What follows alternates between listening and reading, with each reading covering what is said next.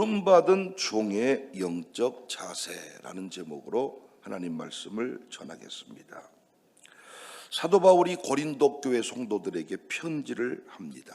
잘 아시는 바대로 당시 고린도 교회는 분열과 음행, 우상 제물, 결혼 문제 등의 다양한 논쟁, 분쟁이 있었습니다.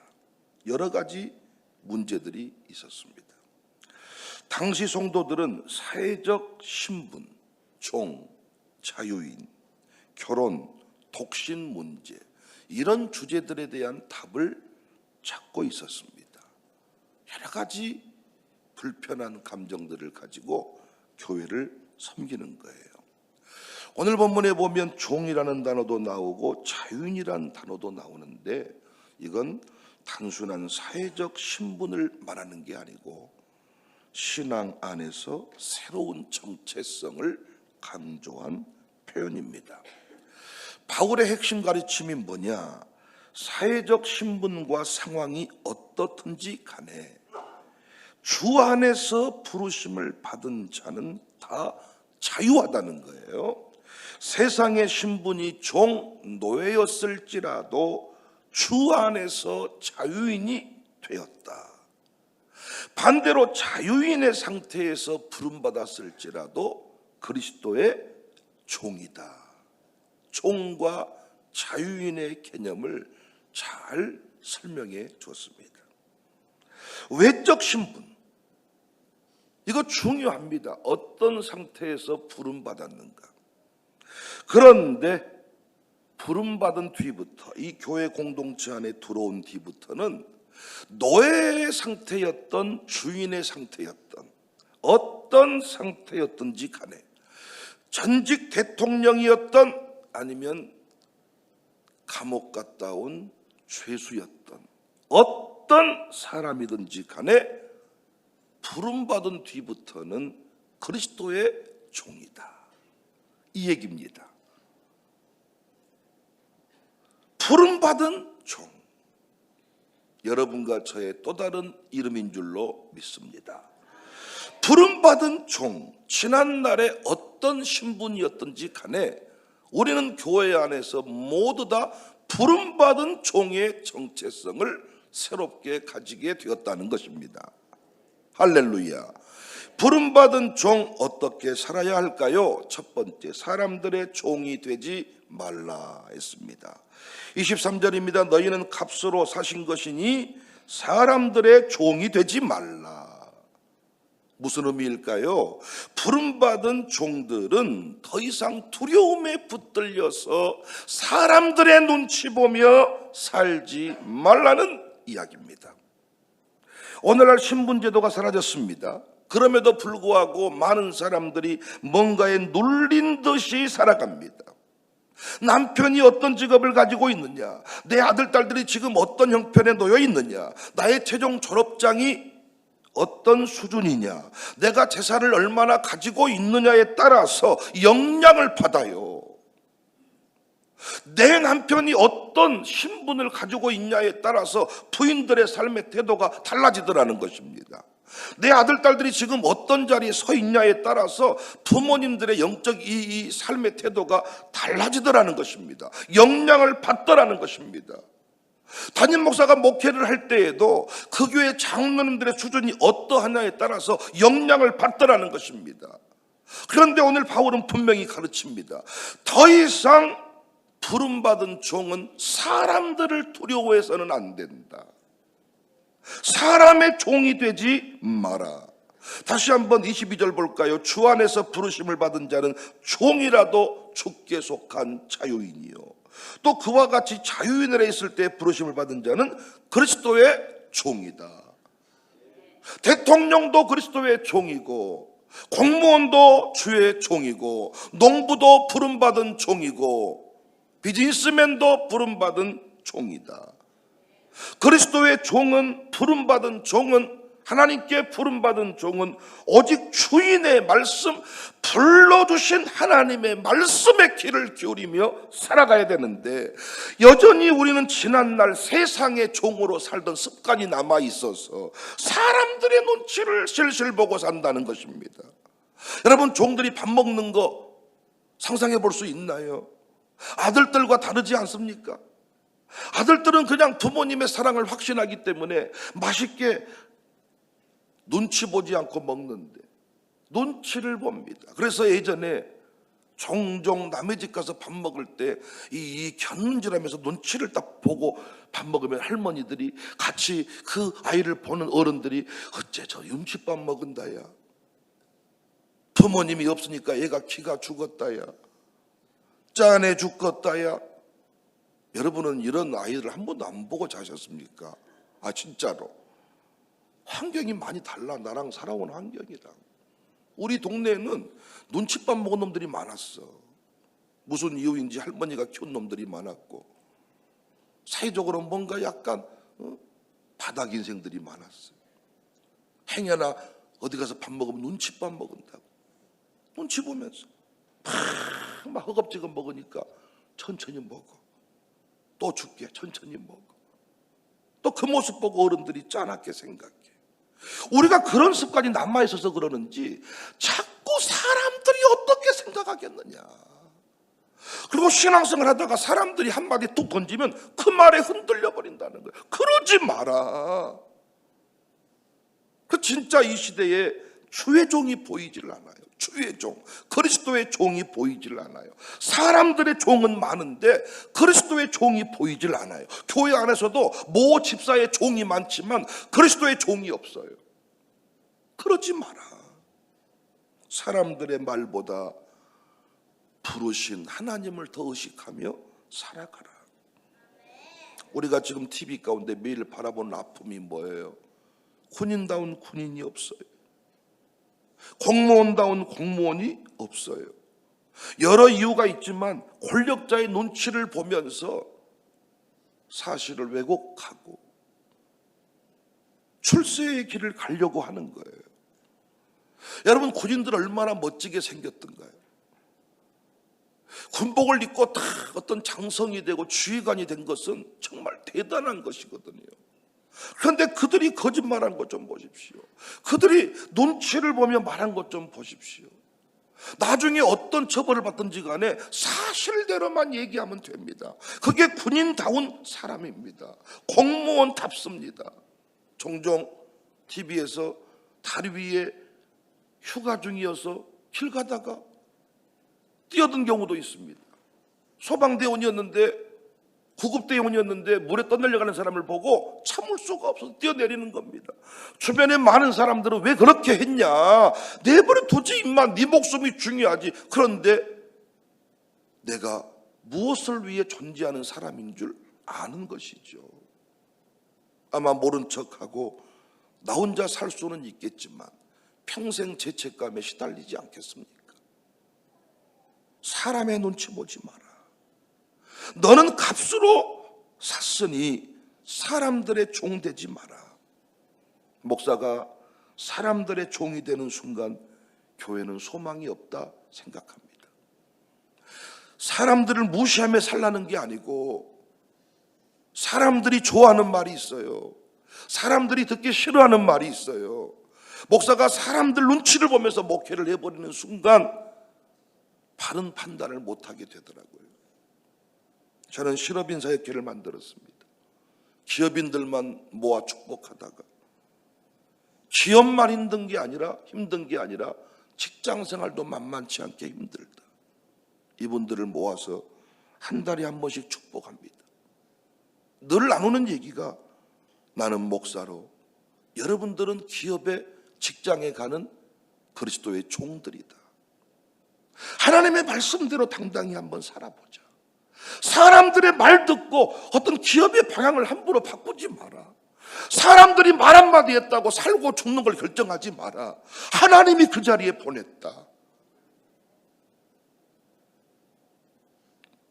사람들의 말보다 주의 말씀 더 주의하여 들으시기를 바랍니다. 자녀를 양육할 때도 사람들의 말 듣지 마세요. 세상의 종이 되지 마라.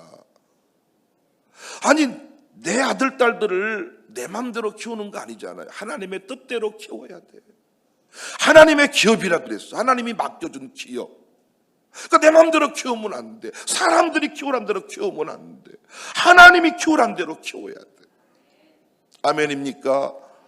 동네 아줌마들이 말하는 대로 키우지 말라고요. 그 말 한마디 듣고 요동치지 말라고요. 하나님의 뜻대로, 말씀의 원리대로 살아내는 것이 부름받은 종의 모습인 줄로 믿습니다. 마태복음 10장의 제자들을 파송하시면서 예수님이 여러 말씀을 했지만 마태복음 10장 28절 말씀이 좋아요. 몸은 죽여도 영혼은 능히 죽이지 못하는 자들을 두려워하지 말고, 네 몸을 해할 수는 있어, 네 몸을 죽일 수는 있어, 그러나 몸과 영혼을 죽이지 못해. 두려워하지 마라. 몸과 영혼을 능히 지옥에 멸하실 수 있는 일을 두려워해라. 마태복음 10장 31절에도 참새 얘기하다가 두려워하지 말라, 너희는 많은 참새보다 귀하니라. 시편 1편에서는 다윗이 고백했어요. 의인은 악인의 꾀를 따르지 않는다. 왜 꾀를 부리나요? 두려우니까, 살아보려고. 그런데 의인은 어떻게 산다고요? 율법을 주야로 묵상하고 말씀대로 행한다고요. 그래서 악인은 바람에 나는 겨와 같지만은 의인은 뿌리 깊은 나무가 되는 것입니다. 우리 교회가 더 이상 사람들의 말을 주의하여 듣지 말고 끝까지 하나님을 두려워하는 부르신 이의 말에 귀 기울이는 진정한 주의 종들이 되시기를 주님의 이름으로 축복합니다. 두 번째, 부름받은 종의 영적인 자세는 부르심을 받은 그대로 하나님과 함께 거하라 그랬습니다. 24절입니다. 형제들아, 너희는 각각 부르심을 받은 그대로 하나님과 함께 거하라. 무슨 말일까요? 우리는 부름받은 종입니다. 어떤 상태에 거했던지 간에 하나님께서 불러주신 뒤부터는 다 우리가 주의 종입니다. 주의 종은 부르신 목적대로 행하는 것입니다. 첫 번째, 더 이상 두려워하지 말고 사람들을 두려워하지 마라. 이제부터. 두 번째는 부르신 목적대로 행하면 된다. 부름받은 종이 승리하는 핵심은 부르심을 받은 그대로 하나님과 함께 거하는 것입니다. 하나님 우리 머리털까지 세시는 분이잖아요. 내가 사투리 쓴 줄 알고 부르셨어요? 모르고 부르셨어요?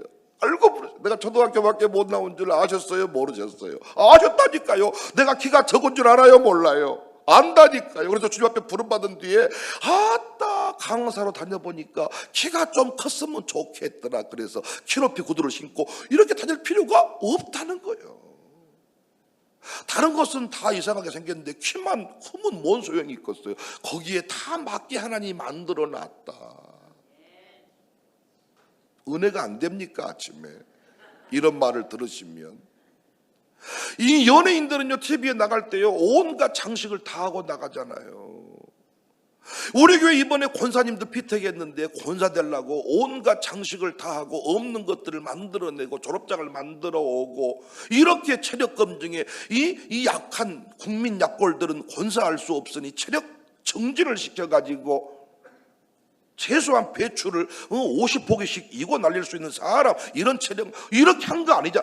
부르실 때 우리의 모든 것을 아시는 분께서 하나님의 때에 부르셨으니 너는 부르신 대로 하나님과 함께 거하면 된다는 것입니다.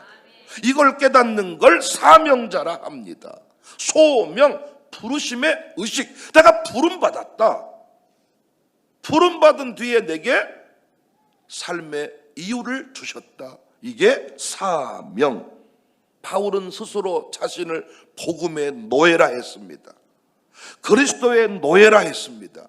그래서 자기는 어떻게든 복음을 전하지 아니하면 해를 당할 것 같다. 왜 그래요? 스스로 나는 복음의 노예야. 아내의 노예가 있잖아요. 남편의 노예가 있잖아요. 자식의 노예가 있잖아요. 자식의 노예들 보니까 부모들, 자식의 노예가 된 부모 보니까 모든 삶의 이유가 자식이고, 자식 밥 해줘야 되기 때문에 선교도 못 가고, 자식의 노예. 근데 바울은 스스로 나는 복음의 노예다. 사람들이 뭐라고 하든지 간에 복음 전하기 위해 나는 존재한다. 그래서 장가 가는 거, 자식을 키우는 거, 여기에 포커스가 있는 게 아니라 나는 오직 복음이 증거되는데 내 삶에 이유가 있습니다. 그래서 바울이 또 뭐라고 말했어요? 다 나와 같이 되기를 원치 않는다. 나같이 혼자 살 필요가 없다. 음욕을 이기지 못하겠거든 결혼해서 살아라. 나는 나의 길이 있다는 것이지요. 교회 안에 수많은 일꾼이 있지요. 역할이 다르지요. 높은 자리, 지금 한영조 목사는 높은 자리에서 예배드리잖아요. 낮은 자리, 맨 앞자리는 맨 낮게 예배드리잖아요. 지금 높은 자리, 낮은 자리, 눈에 띄는 자리. 영접사역회는 눈에 제일 잘 띄어, 찬양팀하고. 근데 이런 젠장, 방송실, 주방 안 보여요. 그래서 목사님이 맨날 찬양팀은 축복하는데 때로는 또 방송팀은, 주방팀은, 영접팀은 축복을 안 할 때가 많아.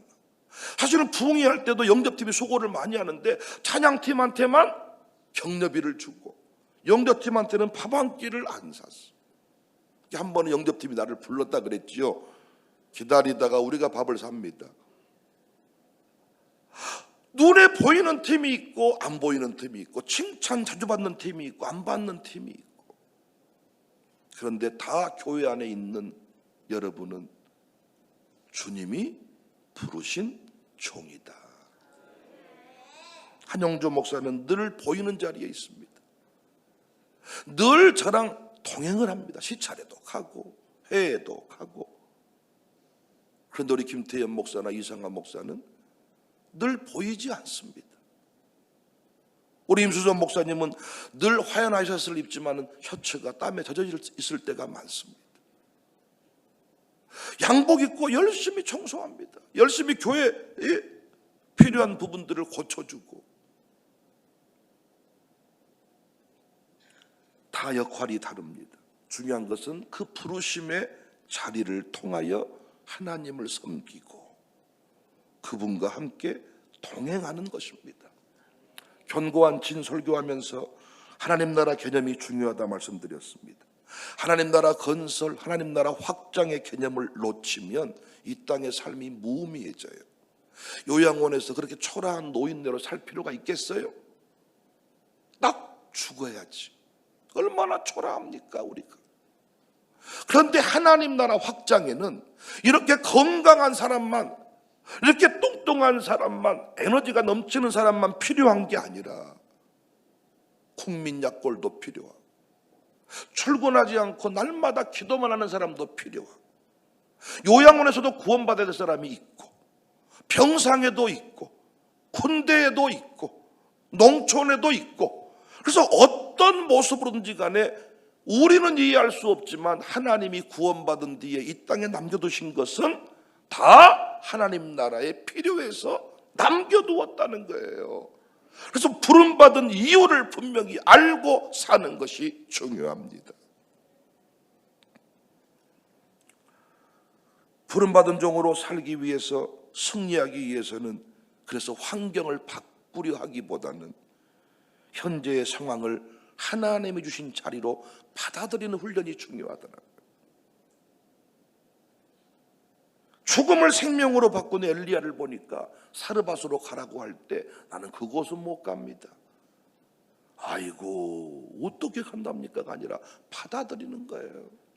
신학생들이 배출되는데요, 다 하나님이 갈 곳을 정하더라. 어떤 분은요 도시에 불타오르게 만들고요, 어떤 분은 농촌에 불타오르게 만들고요. 나 후배들을 가르치고 있는데 너무너무 잘생기고 너무나도 설교 연습도 잘하고 그래서 전사님은 어디 갈라 그럽니까? 어떻게 신학교였습니까?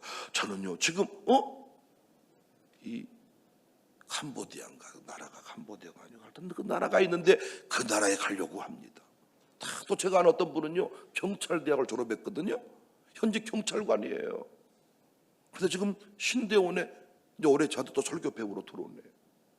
그분도 목사 아들인데 평생 주님이 부르신다는 거예요. 제가 생각해도 그냥 경찰 하세요. 그냥 경찰대학까지 나오셨는데 경찰대학 나오면 바로 파출소장으로 가거든요. 얼마나 좋아. 승진이 빠르지. 근데 부르신다는 거예요, 주님. 그래서 주의 종이 되겠다는 겁니다. 받아들이는 겁니다. 나를 통해 건설 하나님의 나라가 있고 살릴 영혼이 있기 때문에 우리는 부르시는. 그러니까 중요한 것은 뭐라 그랬어요? 악한 영들은, 악의 영들은 즉각 움직이는데 우리는 부르실 때 안 가버린다는 거예요. 핑계대고 그래서 지체되는 것입니다. 하나님은 우리를 지금 모습 그대로 받아주시지만은 그 상태에 머물지 않기를 원하고 계속해서 변화시키고 성장하기를 또 요구하십니다. 그래서 때가 되면 부르십니다. 옮기십니다. 새로운 시도를 요구하십니다. 우리가 할 일은 뭐라고요? 부르신 대로, 원하시는 대로, 요구하시는 대로 움직여 가는 것입니다. 그래서 우리가 정말 나는 그 리듬이 좋더라고요. 주와 아가 지킬 가는 것, 이것이요 꼭 우리 운동회 때 발 둘이 묶어서 같이 달려가는 그 느낌 같아. 이게 아니라 둘이 이게 어깨동무하고 맞아야 돼. 맞아. 동행한다는 게 함께 거하는 것입니다.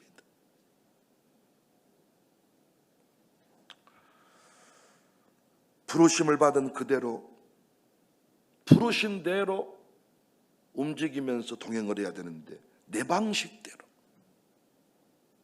하나님을 섬기려고 합니다. 우리 교회가 지금까지 성장하고 변화한 것은 이 부름받은 종의 정체성을 가진 우리 장로님들, 리더들이 있었기 때문입니다. 여기 있는 백 목사를 하나님의 종이라고 인정해 주었기 때문입니다. 우리가 목사님을 우리 종처럼 부리려고 모신 게 아니라 주의 일을 하라고 불렀으니, 모셨으니 목사님 어떻게 목회하실랍니까? 우리 그거 도와드릴게요. 멋진 교회입니다. 우리 교회. 제가 광주의 큰 교회 또 후임 목사 청빙 준비하고 있는 교회 장로님한테 이 얘기를 했더니 무릎을 치시면서 우리가 놓친 부분이 있네요.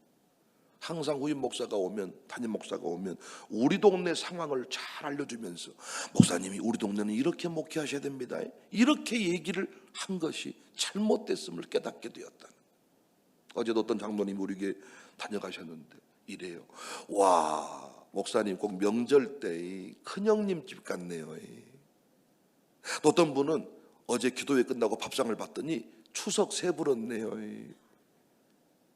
막 식혜가 나오고 과일이 나오고 차선희 권사님이 또 떡을 냈지만은 떡도 나오고 왁자지껄. 저 기억난단 말이에요. 명절 때 큰 집은 상을 몇 번 차린지 몰라. 온갖 작은 집 식구들이 세배하러 온다고. 그러면 저희 여갓집도 크레 숙모를 보니까 상을 나갔다가 들어갔다가 치우면 또 오고 치우면 또 오고. 우리 조카들은 좋아요, 안 좋아요? 좋아요. 왜? 세뱃돈을 많이 받으니까. 세배만 하면 나오니까. 교회가 주족 내내 아무 인적이 없어. 난 이 모습은 옳지 않다고 생각해요. 그래서 하나님께서 우리 교회를 이렇게 쓰시는데 왜 쓰시느냐? 우리가 부르심의 목적대로 움직였기 때문입니다. 어제도 어떤 목사님 나보고 이래요. 백 목사가 교회를 크게 키우려면 울어 그러더라고. 울어. 뭔 얘기인가 들어봤더니 광주에서 설교할 때 우는 신용으로 우는 목사, 설교하다가 울어버려. 그냥 그런 교회는 다 1000명이 넘어간대. 근데 백 목사처럼 항상 당당하고 항상 이렇게 뭔가 소리 질러서 낳고 이러면 몇천 명이 안 된대. 근데 저희가 생각을 해봤어. 아내랑 어제 이제 같이 만났는데 나도 울어봐야 쓰겠다. 근데 아침에도 울 일이 없어. 아침에 딱 눈을 떴는데 비가 쭉쭉 내리는데 아니 또 아침에 뭐가 나는 기쁘냐면 비가 쭉쭉 내리는데, 이야, 우리가 우산을 선물로 드렸잖아요. 빛을 발할 날이 왔구나. 아침에 파란색 우산 쓰고 올 생각을 하니까 너무 또 기분이 좋아. 일단 아침에 정말 아침에 나올 때마다 이 교회 하나님이 이 건물 한 동 한 동을 볼 때마다 전부 다 건물이 그냥 쓸데없는 건물이 아니라 다 귀하게, 그러니까 이 건물들도 쓰임 받고 있어. 교회가 주일 학생들까지 쓰임 받고 있는 교회야. 그리고 제 안에 어느덧 한이 별로 없어. 한이, 상처가 별로 없고.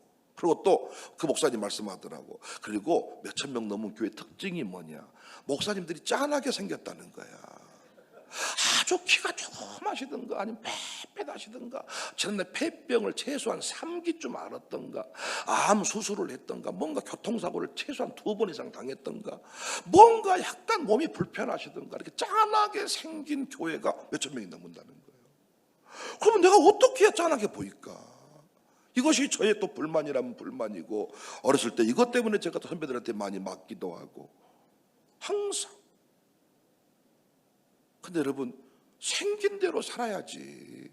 갑자기 어떻게 제가 이렇게 볼때지 쭉 들어가서, 최계전 장로가 최근에 환갑을 맞았다 그래서 추장님한테 제가 한마디 덕담을 했죠. 장로님, 몸무게를 최소한 10kg를 늘리세요.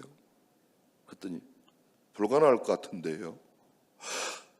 그분은 지금 몸무게가 최소, 이게 그 최소 뼈를 덮은 정도만 살만 있어. 그러니까 내가 봤을 때 흑염소를 많이 드셔가지고 10kg만 늘리면 좋겠는데 불가능하대.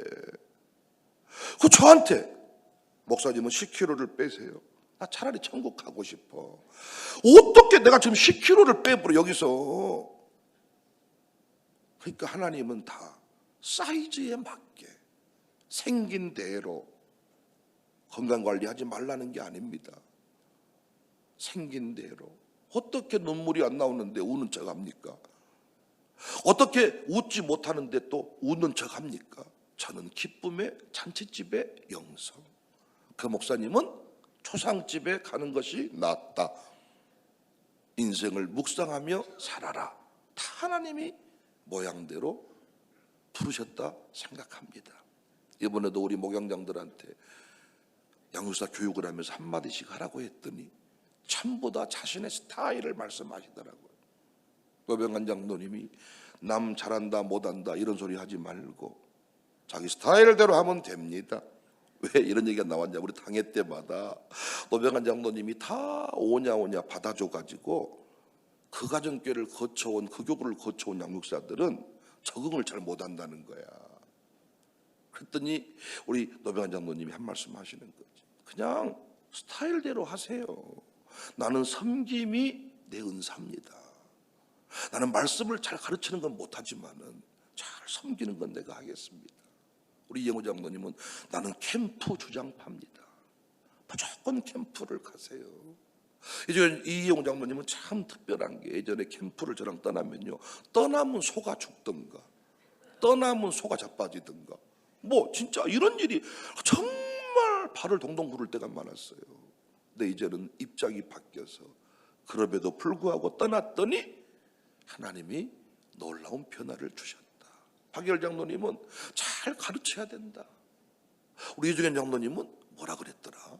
장로님 하여튼 뭐 지금 아들 면회 간다고 지금 새벽에 출발했네. 지금 돌아올란가 모르겠네요. 지금 아니 토요일날 내려와야 되는데 지금 거기 귀향길을 몰라. 지금 늘 여기 다 처갓집 이 동네에 있어가지고 22시간 걸려봐야 지금 지루가 그런 아버지 마음을 알아야 될 텐데. 여러분 정말입니다. 부르신 대로 비교할 필요가 없어. 부르신 대로 쓰임 받는 것입니다.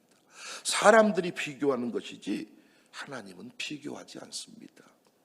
그대로 사용하시고 필요하면 그분이 변화시키시고 성장시키시고. 그래서 우리 청사교회 멋지거든요. 어느덧 진짜 제가 깨달아 이 기도를 해보니까요, 우리 청사교인들이 상처가 없어졌어. 상처가 한 맺힌 막 무엇이 없고 누구한테 막 소리 지르고 이런 게 없어졌어. 어느덧 우리 교회가 변화가 됐더라고. 그래서 우리 교회 스타일대로 전 여러분 앞에 질질 짜지 않을 테니까. 그렇다고 해서 내가 눈물이 없는 건 아니잖아요. 필요하면 울고, 필요하면 또 장례식장 가서 때로는 눈물 나와서 설교 못할 때도 있고. 그러나 의도를 가지고 추근신용하며 살지는 않겠다는 거예요. 우리 교회는 잔치집 영성, 할렐루야, 명절날 다 모이고 싶은 친척집, 고향집, 그런 이미지를 가지고 살았으면 좋겠습니다. 부름받은 종의 영적인 자세, 오늘 공부했습니다. 사람들의 눈치 보지 말고, 사람들의 말에 귀 기울이지 말고, 하나님이 된다고 그랬으면 되는 것입니다. 할렐루야. 부르신 대로 필요해서 불렀으니까, 주님 내가 여기 있사오니 나를 써주세요. 우리 교회는 건물들도 쓰임받는 교회입니다. 주일 학생들도 유모차도 쓰임받는 교회입니다. 우리 교회가 유모차에 애들이 몰려오는 것을 보고 목사님들이 축복해 주신 거예요. 유모차도 쓰임받는 교회. 우리 교회 계속 부름받은 그런 은혜를 누리며 살아갈 수 있기를 바랍니다.